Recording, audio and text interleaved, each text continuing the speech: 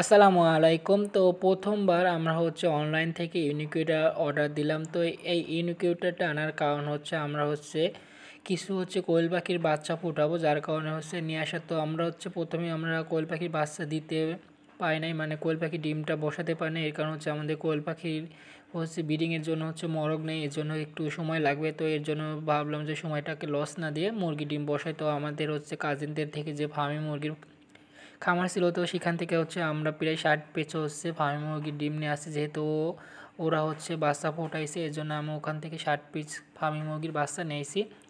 তো আলহামদুলিল্লাহ এই প্রথম আমি ইউনিকিউটার মেশিনে কোনো মেশিন দিয়ে আমি কোনো বাচ্চা ফোটাবো, এটাই আমার ফার্স্ট টাইম। তো এটার বিষয়ে আমার কোনো অভিজ্ঞতা ছিল না, এই জন্য অনেক ইউটিউব ঘাটাঘাটি করছি এবং অনেকজন থেকে অনেক পরামর্শ নেওয়ার পর ফাইনালি আজকে এই প্রথম ইউনিকিউটার মেশিন ডিম ফোটানোর জন্য ডিম বসাইলাম। তো দেখলাম যে আসলে ডিম বসানোটা একটু ঝামেলার প্রথম দিকে, কারণ যেহেতু অভিজ্ঞতা ছিল না, এর জন্য অনেক সময় লাগছে পুরোপুরিভাবে এই বিষয়টা বোঝার জন্য। কারণ এই যে মেশিন দেখতেছেন কীভাবে কি সেট করতে হবে এবং কিভাবে ডিমগুলো দিতে হবে, সেই বিষয়ে জানতে আমার প্রায় 3-4 ঘন্টা লেগে গেছে এবং অনেকজনের সাথে অনেক ধরনের কথা বলতে হয়েছে। তো এই যে ইউনিকিউটার মেশিনটা দেখতেছেন, এটা আমি অনলাইন থেকে অর্ডার দিয়েছি। তো দাম প্রায় 1600 টাকা নিয়েছে। এটা একটা 50 ডিমের ইউনিকিউটার। তো আমি আটা একটু ঘষাঘষি করে প্রায় 52টার মতন ডিম বসাইছি।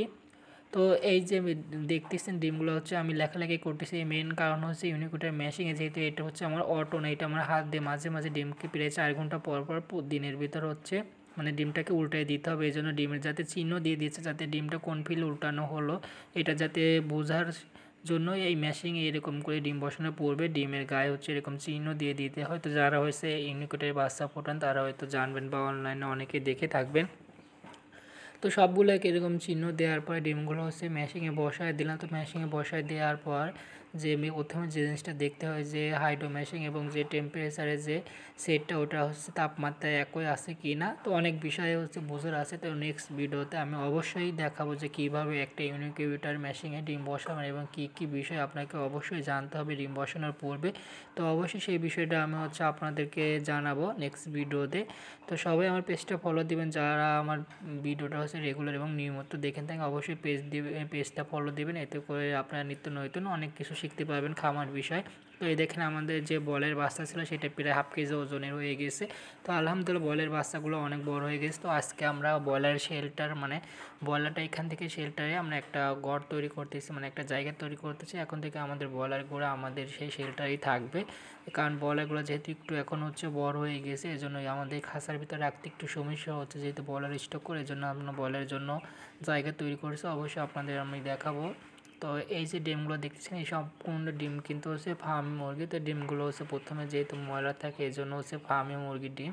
তো আমরা পানিতে প্রথমে ধুয়ে তারপরে এরকম করে শুকায় দিয়েছি, যেহেতু মেশিনে বসাবো যাতে ভাইরাস না হয়। অনেকেই এই ডিমগুলো স্প্রে মেরে, মানে কিছু ভ্যাকসিন টাইপের যে জীবাণুনাশক ওষুধ আছে, সেই ওষুধ দিয়েও কিন্তু এই ডিমগুলো বসায়। তো আমরা ফার্স্ট টাইম আমাদের ওষুধটা ছিল না, যার জন্য এমনি পরিষ্কার পানি দিয়ে আমরা ডিমগুলো বসাইছি। তো এই আমাদের ইউনিকিউটার মানে অটো, মানে তাপমাত্রা অটো নিয়ন্ত্রিত হয়, মানে লাইটটা অন অফ অটোভাবে হয়, মানে যখন তাপমাত্রা বেড়েছে অটো অন অফ।